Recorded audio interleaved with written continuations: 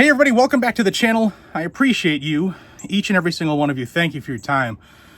This is Guns and Gadgets, and on this channel I bring you Second Amendment news every single day, good, bad, ugly, or indifferent. You want to stay in the know? Hit the subscribe channel down below. And a little winded because I was just lugging all this stuff here to show you. With all of the things going on in the world, and the YouTube algorithm's kind of crazy, so I'm gonna say things kind of in a way you'll know what I mean. I've had to rethink my loadout in my vehicles. You're probably thinking the same way. So I'm just gonna show you a couple options, things that I do, different levels, and maybe it helps some of you out there. And that's what we're gonna talk about today. No news this morning. This is what I was doing in my own personal life, because when I moved here to Tennessee, I removed my loadouts from my vehicles because I needed to pack them with all of our everyday things. So in hearing yesterday that 151 people on our terror watch list have come across the southern border thus far, and knowing that we, the American citizens, are on a watch list, great shirt too, by the way, back in stock, not gonna last long, links right there.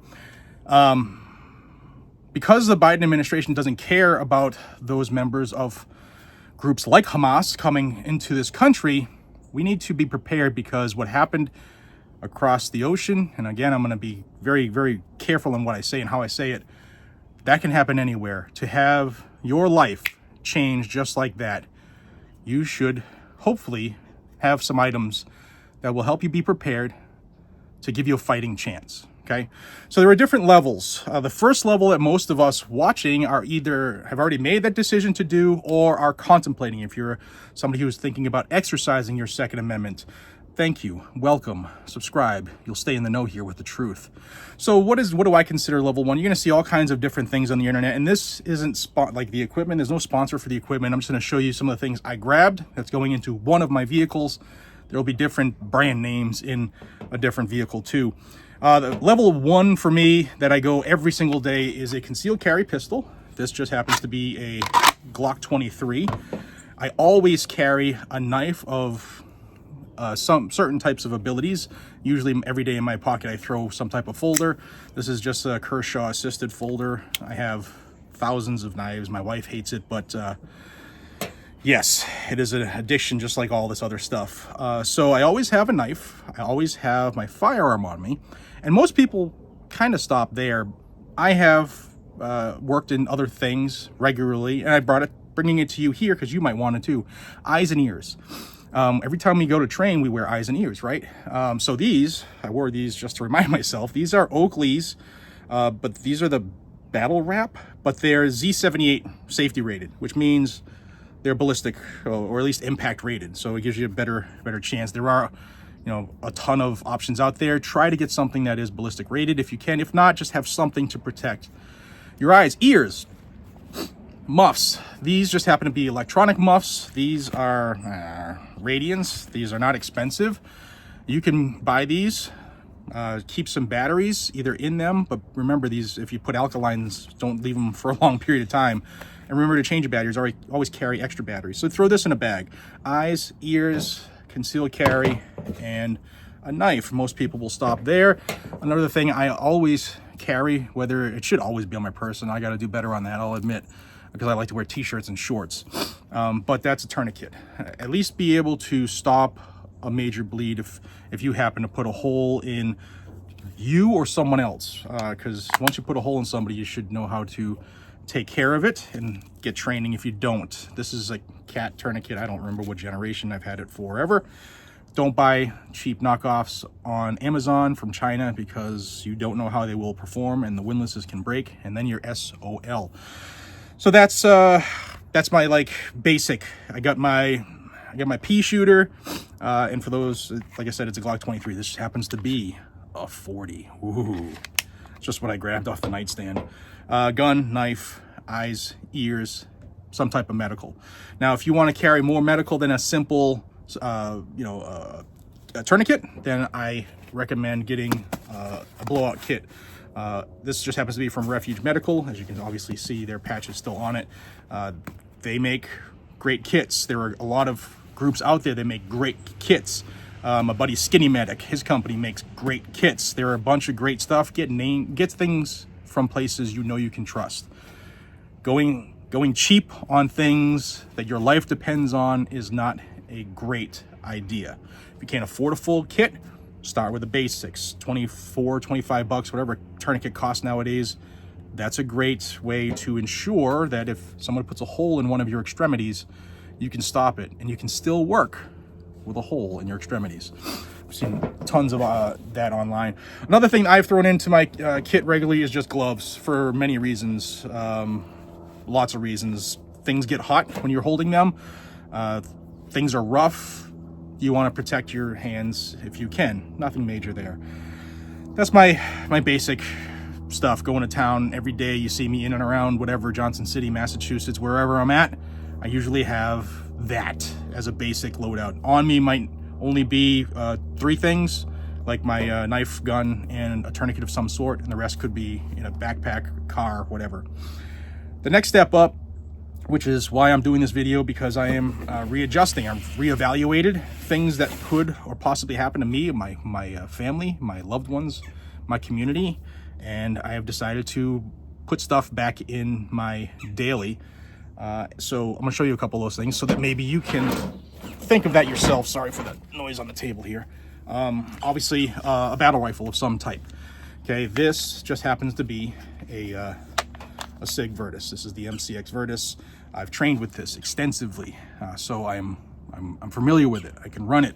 Has an optic on it, a red dot. I strongly suggest you have some type of optic, but also make sure you have backup sights. These iron sights are very reputable. They're strong, they're metal. These are from LWRC. This is an Aimpoint Pro, battle proven, right? Going forward, I have other things on here. I always have a white light on my guns, all of them. Not on that concealed carry gun because I'm making changes. That was for the shorts I was wearing this week. But always have a white light on there so that, you know, 2/3 of the day is in dim or dark conditions. You should be able to do things. I have, in the last 5 years, I have gone with trying to own the night myself, and I've gone with night vision. So this is an infrared illuminator and an IR laser. Also, I strongly suggest, as a truck goes by, sling. Carry a sling so that you can sling your rifle and not have to put it down if you have to go to work. And on this one, just to make it a little easier to carry, it has one of these things that ATF hates. So that's your, and then obviously these things, right? And you can't say the number of rounds that are in it. Isn't that crazy how this platform works? But have those things and have them ready. Like my long thing there is in a mode ready to rock and roll. It's got a full holder. And all I gotta do is run the bolt and I'm good to go. Batteries for the light, batteries for the IR illuminator. Make sure they're good batteries, replace them regularly, carry some extras. Before I show you this, well, actually I mentioned the night vision. So there are a couple different ways to employ night vision. I have a PVS 14.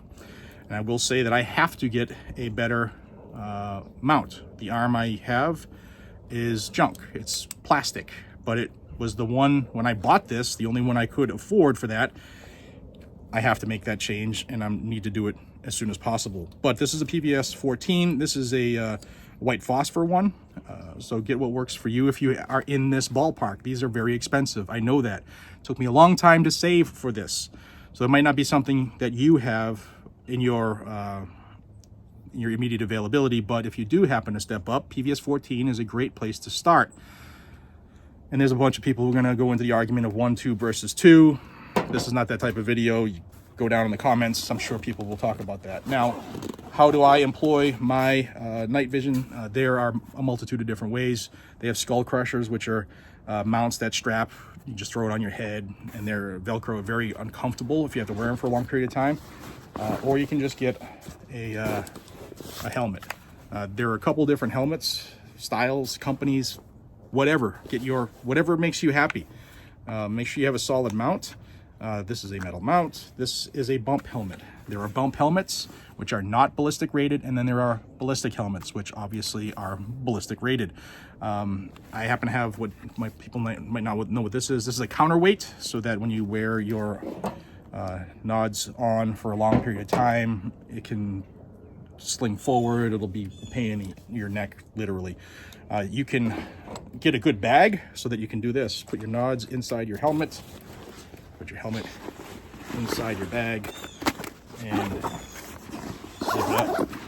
This one, like I said, doesn't matter what company. That has a pocket. You can throw batteries, whatever you need for whatever you have set up.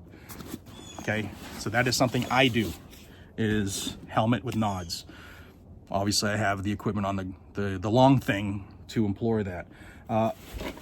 Armor. This is something that you're going to see a run on the market now if you're not seeing it already, and that's because of the things that are going on overseas. I have a couple different kits because I wore these for forever as part of my career.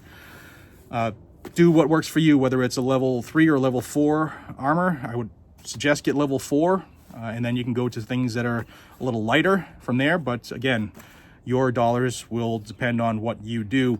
Just have something, if you decide to go this way, that you can throw on in a jiffy. And then obviously a bag. I forgot to mention a bag. Get a bag that will fit all your goodies in it, whether it's one bag or two.